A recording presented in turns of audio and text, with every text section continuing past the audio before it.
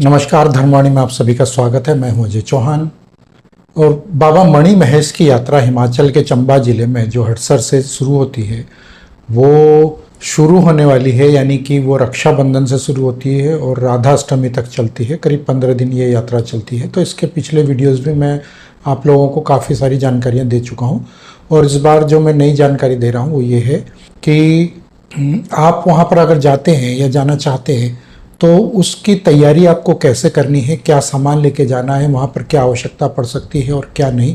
तो वो चीज़ मैं यहाँ पर छोटे से वीडियो के माध्यम से बताना चाहता हूँ।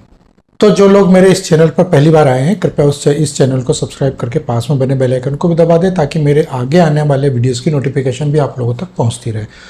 तो वीडियो को आगे बढ़ाते हुए यहाँ मैं आप लोगों को यही बताऊँगा कि वहाँ जाने के लिए जो तैयारियाँ करनी होती है। और जब मैं गया था तो उस टाइम भी मौसम बहुत अच्छा था वहाँ पर, लेकिन उसके बावजूद जो है मुझे वहाँ पर कुछ गर्म कपड़े रखने पड़े थे। हालांकि ये इतनी ज़्यादा ठंड नहीं होती है वहाँ, लेकिन क्योंकि वो हाइट बहुत ज़्यादा है तो लगभग जितनी भी बाबा अमरनाथ जी की गुफा की हाइट है लगभग उतनी ही हाइट मणि महेश झील की भी है, यानी कि जहाँ हम जाते हैं दर्शन करने के लिए मणि महेश के। तो इसलिए वहाँ पर क्योंकि ऑक्सीजन की थोड़ी सी कमी हो जाती है, घबराहट हो जाती है और ठंड का माहौल हो जाता है, मतलब मौसम ठंड का रहता है हमेशा। और बेमौसम की बारिश वहाँ पर अक्सर होती रहती है, जिस प्रकार से अमरनाथ जी में होता है, ठीक यही मौसम वहाँ पर भी होता है। तो ऐसे मौसम को देखते हुए जब आप लोग वहाँ जाएंगे तो आप लोगों को कुछ गर्म कपड़े जरूर रखने होंगे। और जो भी आप जिस प्रकार से भी सर्दी गर्मी का एहसास करते हैं उस हिसाब से आप अपना कुछ हल्के गर्म कपड़े या ज़्यादा गर्म कपड़े, कुछ एक जैकेट, मोटी जैकेट और इस तरह की चीज़ें, एक टोपी, ग्लव्स यानी कि दस्ताने हाथ के, 2-3 जोड़ी जुराबे, मोटी ऊनी जुराबे और अच्छी क्वालिटी के जूते जो आपके फिसलन वाले ना हो, या रेगुलर आप जो चमड़े के जूते जो आप पहनते हैं ऑफिस वेयर जो होते हैं वो ना हो, बल्कि आपके एक कैनवास शूज़ टाइप के जो हो वो चलेंगे। और रफ एंड टफ वाले शूज़ होने चाहिए, ज़्यादातर लॉन्ग शूज़ टाइप के होने चाहिए। तो इन सब के अलावा अगर आप और अगर बताऊं तो बैग कैसा होना चाहिए, तो आपका जो बैग होना चाहिए वो बैकपैक, यानी कि आपका स्कूल बैग जो होता है पीठ पर लटकाने वाला बैग, और लगभग उसी साइज का। और उसमें आप अपने 2 से 3 जोड़ी या 4 जोड़ी, आप जितने भी मिनिमम आप 2 से 3 जोड़ी कपड़े रखिएगा आपने, क्योंकि जब आप यहाँ से अपने घर से चंबा तक जाएंगे तो वहाँ पर गर्मी का आपको महसूस होगी काफ़ी, और पसीना, और तो आपको वो कपड़े चेंज करने होंगे। और वहाँ से वापसी में भी आपको 1 जोड़ी और कपड़े ज़रूरत पड़ेगी और 1 जोड़ी कपड़े वहाँ भी ज़रूरत पड़ेगी। तो आप कम से कम 3 जोड़ी 4 जोड़ी कपड़े आप लेके जाएंगे अपने। और इसके अलावा गर्म कपड़े जो बताया मैंने, स्वेटर या जैकेट वगैरह, कुछ ऊनी कपड़े, ज़्यादा नहीं, लेकिन इनर वेयर्स वगैरह आपको ज़रूर रखनी है। मफलर है या टोपी है सर की, या दस्ताने हाथ के, तो ये सब चीज़ें बहुत ज़रूरी है। और बैग तो मैंने बता ही दिया, वाटरप्रूफ अगर बैग होगा तो ज़्यादा अच्छा होगा। अदरवाइज़ अगर आप ये सोच रहे हो कि छाता लेकर जाएं तो छाता वहाँ पर इतना मतलब कारगर साबित नहीं होता है ऐसे स्थानों पर, क्योंकि कई बार वहाँ पर हवाएं भी चलती है, तेज़ हवा चलती है, या बारिश बहुत ज़्यादा होती है, बहुत तेज़ बारिश होती है, तो उसमें वो छाता काम नहीं आता है। और आप जब चलेंगे वहाँ पर पहाड़ों में, उबड़ खाबड़ रास्ते में, सकड़े रास्ते में, तो फिसलन वाले रास्ते में, तो वहाँ आपको छाता एक हाथ में रहेगा तो और एक हाथ में छड़ी रहेगी चलने वाली, जो छड़ी लेके चलते जैसे अमरनाथ जी की यात्रा में चलते हैं, ठीक वही। तो आपको वहाँ पर छाता पकड़ना कंफर्टेबल नहीं होगा और आप भीग सकते हैं और आपको परेशानी हो सकती है। तो उसकी बजाय जो एक सस्ता और बहुत अच्छा ऑप्शन जो वो होता है वो है कि बरसाती, एक अच्छी क्वालिटी की आप बरसाती रख ले। तो जब आप बरसाती पहन के वहाँ चलेंगे तो आपके दोनों हाथ फ्री रहेंगे और आपका बैग भी उसके अंदर, बरसाती के अंदर आ जाएगा।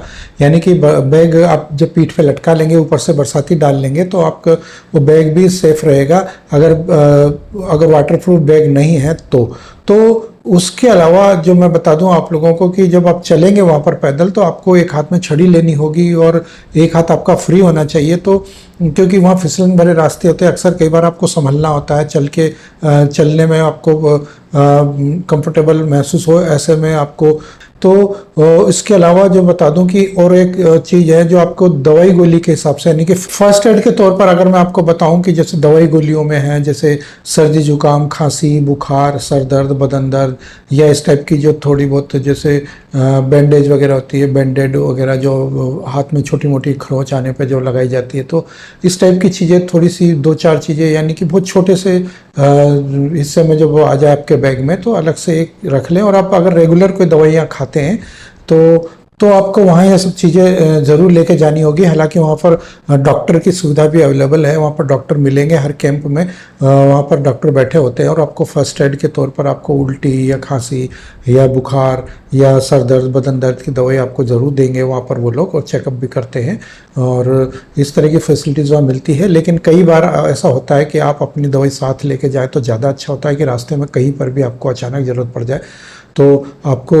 वो डॉक्टर का इंतज़ार ना करना पड़े, या डॉक्टर के पास जाने में या एक कैंप से दूसरे कैंप में जाने में आपको वो थोड़ा आसान हो जाता है। तो इस चीज़ का खास ख्याल रखें। और इसके अलावा मैं आपको बता दूं कि तो खाने पीने की चीज़ों में हल्का फुल्का, जैसे कि कुछ स्नैक्स टाइप का जो जो दो मट्ठी है गई, मूंग या चने हो गए, या मूंगफली के दाने हो गए, या नमकीन हो गया, थोड़ा बहुत हल्का फुल्का ऐसा जो 4 से 6 दिन 3 दिन चल जाए। और बिस्किट वगैरह रख लें आप, ताकि आपको वहाँ पर ज़रूरत पड़ने पर ख़रीदना ना पड़े। हालांकि वहाँ पर लंगर लगे होते हैं तो सारी सुविधा वहाँ पर, खाना पीना सब कुछ होता है, वहाँ मुफ्त होता है सारा, वहाँ पर इतना खर्चा नहीं लगता। लेकिन क्योंकि आप जब एक बेस कैंप से दूसरे बेस कैंप में जब आप जाते हैं, दिन पूरा लग जाता है कई बार, तो वहाँ पर रास्ते में आपको कई जगह पर भूख भी लगती है, प्यास भी लगती है, तो आपको उसका अरेंजमेंट या तो आपको खुद करना पड़ता है या इंतज़ार करना होता है कि जब अगला बेस कैंप आएगा तो वहाँ पर आपको वो चीज़ें मिलेगी। तो आपको हल्का फुल्का ये सब चीज़ें रखनी होती है। और इसके अलावा मैं आपको बता दूं कि पानी की कम से कम 2 बोतलें हमेशा आपके पास अपने बैग में होनी चाहिए, ताकि आपको थोड़ा थोड़ा पानी पीते जाएं, गला आपका सूखे ना। क्योंकि अक्सर जब आप चढ़ाई चढ़ते हैं उतरते हैं तो वहाँ पर ऑक्सीजन की कमी होती है, तो गला बार बार सूखता है और बार बार एक एक घूंट 2-2 घूंट पानी पीना पड़ता है। तो पानी की 2 बोतलें कम से कम भरी हुई आपके बैग में होनी चाहिए। रास्ते में जहाँ भी मिले पानी की सुविधा आप वहाँ भर ले, क्योंकि अगर आप वहाँ खरीदेंगे पानी की बोतलें, जो वाटर बॉटल होती है, तो वो आपको बहुत महंगी मिलेगी, क्योंकि ऊपर ले जाने का खर्चा वो ज़्यादा ले लेते हैं आपसे, ऑलमोस्ट कम से कम 2 से 3 गुना ज़्यादा ले लेते हैं वो खर्चा। तो इस चीज़ की सुविधा वहाँ पर ज़रूर होती है, लेकिन वो आपको खरीदनी पड़ती है। और इसके अलावा ग्लूकोज या फिर इस तरह की जो टॉफ़ियाँ होती है, जो छोटी छोटी टॉफ़ी होती है, चॉकलेट होती है, तो वो आप अपने मुंह में रखेंगे चलते टाइम तो आपका मुंह नहीं सूखेगा। ये इस टाइप की कुछ चीज़ें हैं।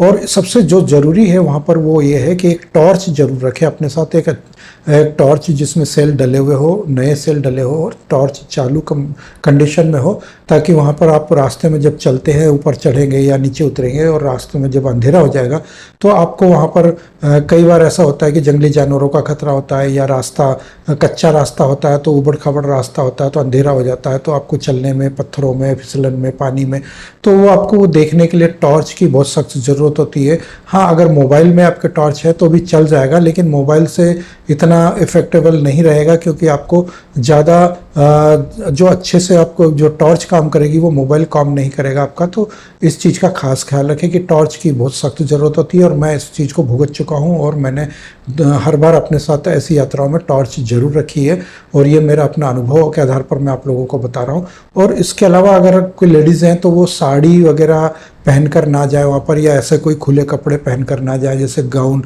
या फ्रॉक वगैरह, इस टाइप की चीज़ें कम से कम पहने या अवॉइड करें उस चीज़ को। सलवार कमीज जैसा बहुत सिंपल सा अगर आप पहने तो वो ज़्यादा अच्छा रहेगा। और जूते अगर आप पहन के चलें तो बेटर है।